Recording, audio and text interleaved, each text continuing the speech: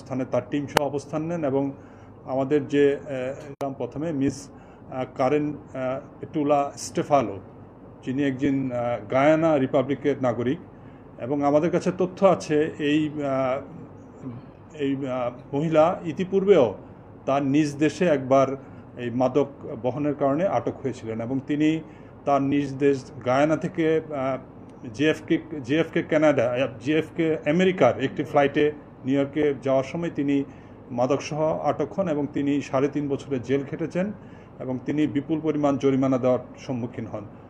সুতরাং আমাদের কাছে গোপন সংবাদটি ছিল, আমরা সেভাবে অবস্থান নিই এবং আমরা একই সাথে স্পেশাল ব্রাঞ্চের ইমিগ্রেশনকে ইনফর্ম করি আগে থেকে, যাতে তার পাসপোর্ট নাম্বারটি দেওয়া ছিল এবং যাতে এই যাত্রী যখন ইমিগ্রেশনের জন্য আসেন যাতে আমাদেরকে অবহিত করা হয়, সেই অনুরোধটি আমরা স্পেশাল ব্রাঞ্চকে জানিয়েছিলাম।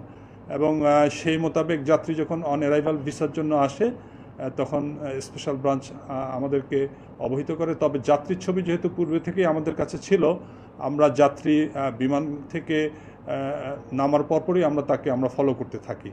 তো পরবর্তীতে আমরা যাত্রীর ব্যাগেজ, আমরা যেখানে আমাদের ব্যাগেজ বেল্ট আছে সেখান থেকে আমরা সংগ্রহ করি। যাত্রী বিষয়টি আসলে বুঝতে পেরে তার নিজেই তার ব্যাগেজটি সংগ্রহ করেননি, পরে আমরা বিমানবন্দরের বিভিন্ন সংস্থার উপস্থিতিতে আমরা সেই ব্যাগ থেকে 3টি জারের মধ্যে আমরা মোট 22 প্যাকেজ আমরা কোকেন উদ্ধার করি এবং সেখানে উপস্থিত আমাদের যে বিমানবন্দরে উপস্থিত আমাদের যে ডিপার্টমেন্ট অফ নার্কোটিক্স কন্ট্রোলের যিনি অ্যাসিস্ট্যান্ট ডাইরেক্টর ছিলেন এবং তার যে সহকর্মীরা ছিলেন, সেখানে আমাদের ইউএনওডিসির যে কিট সরবরাহ হয়েছে সেখানে আমরা টেস্ট করে প্রাথমিকভাবে আমরা এই আটককৃত কোকেন প্রকৃতই কোকেন হিসাবে শনাক্ত হয়েছে, অর্থাৎ টেস্ট রেজাল্ট পজিটিভ এসছে।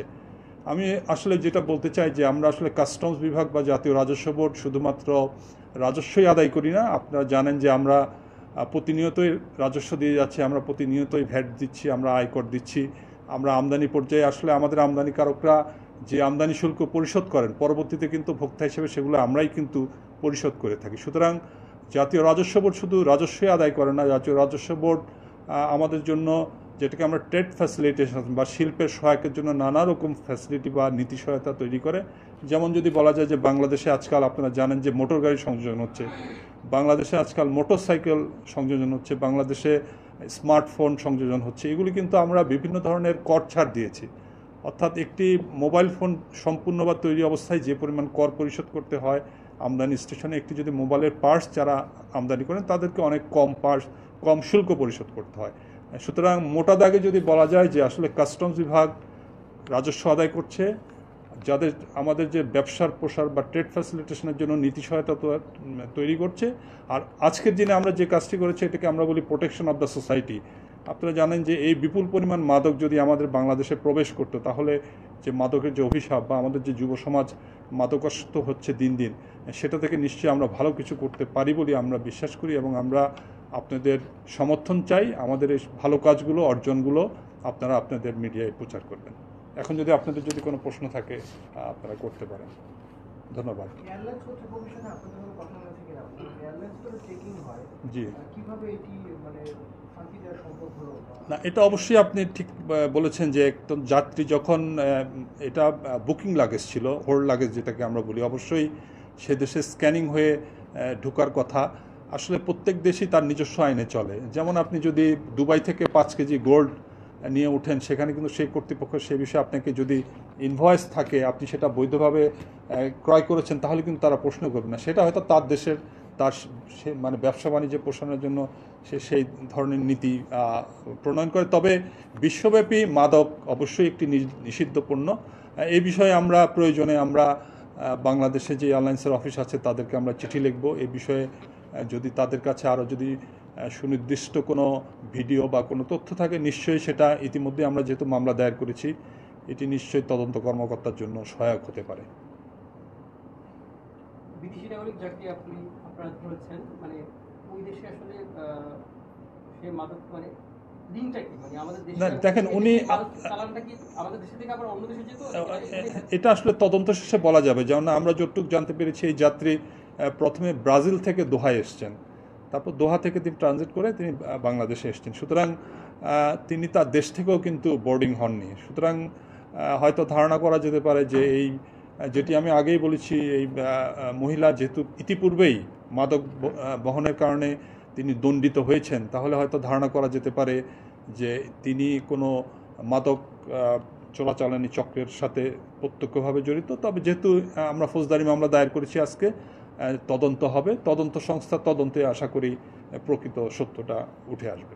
তার সাথে বাংলাদেশে কোনো মাদক দ্রব্যের যোগসাজশ আছে কিনা এটি আমার মনে হয় যে আপনারা জানেন যে আজকাল মানি লন্ডারিং মামলা বলে আমরা একটা মামলা দায়ের করে থাকি, এবং এই মানি লন্ডারিং মামলাটি মাদকের ক্ষেত্রে department of narcotics control DNC করে থাকে।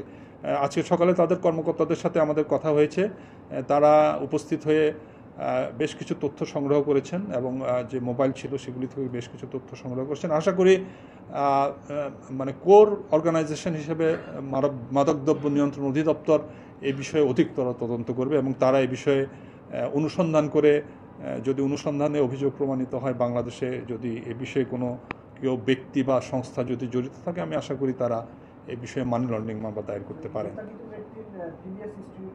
যেটা আমরা যেটা আমাদের কাছে তথ্য আছে, তিনি ইতিপূর্বেই বাংলাদেশে না, এটি তার নিজের দেশেই তিনি দণ্ডিত হয়েছেন মাদক বহনের কারণে, এই তথ্য আমরা পেয়েছি।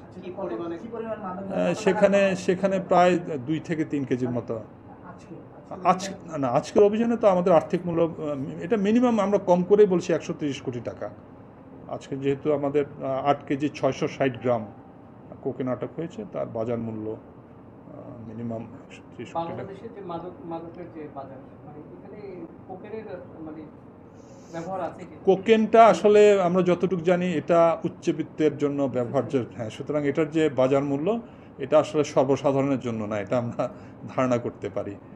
এটা তবে এই বিষয়ে নিশ্চয়ই মাদকদ্রব্য নিয়ন্ত্রণ অধিদপ্তর আরও ভালো বলতে পারবেন, কেননা সরকারিভাবে তারা দায়িত্বপ্রাপ্ত প্রতিষ্ঠান, তারা নিয়মিতই এই বিষয়ে কাজ করে থাকেন। যেহেতু আমরা অ্যাজ এ ফ্রন্টিয়ার ফোর্স, আমরা কাস্টমস যে কোনো পণ্য আমদানি বা রপ্তানির ক্ষেত্রে প্রথমেই আমরা এটা চেক করি, এটার আমদানি যোগ্যতাটা দেখি, অর্থাৎ এটা বাংলাদেশে আমদানি যোগ্যতা না। সে কারণে আসলে আমরা এই যে চালানটি আটক করেছি, এবং এটি আমাদের আইনে চোরাচালানের অপরাধ, এটি আমরা বিশেষ ক্ষমতা আইনে মামলা করেছি।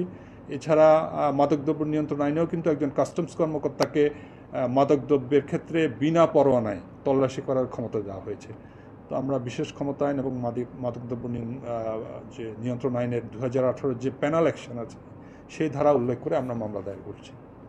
রাজধানীর বিভিন্ন এলাকায় কিন্তু শোনা যায় যে কোকেন বার আছে, এরা কি তাদের সাথে কোনো সম্পৃক্ততা আছে কিনা বা তাদেরকে সাপ্লাই দেয়? এটা আসলে সংশ্লিষ্ট সংস্থা, আমি আগে যেটা বলছি তারাই ভালো বলতে পারবেন, আমার আসলে বলাটা এখানে সমীচীন হবে না। আসলে যেসব কোকেন বার আছে তারা কি সরকার কর্তৃক অনুমোদিত কিনা? লাইসেন্স আসলে দেওয়ার জন্য বাংলাদেশের কর্তৃপক্ষ আছেন, তবে এই আইটেমের জন্য কোনো লাইসেন্স দেওয়া হয় বলে আমার জানা নেই।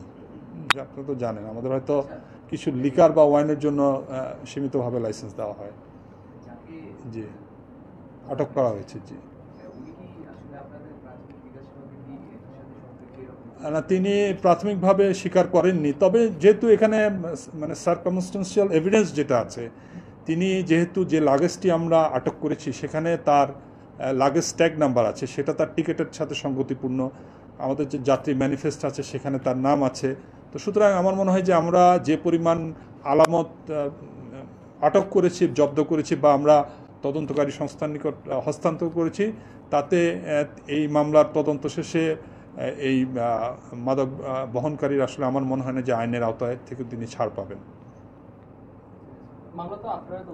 না, আমরা তদন্ত করব না, এটা পুলিশ তদন্ত করবে। আমরা মামলার বাদী হিসাবে আমরা বিশেষ ক্ষমতা আইনে চোরাচালানের অপরাধে আমরা মামলা করেছি।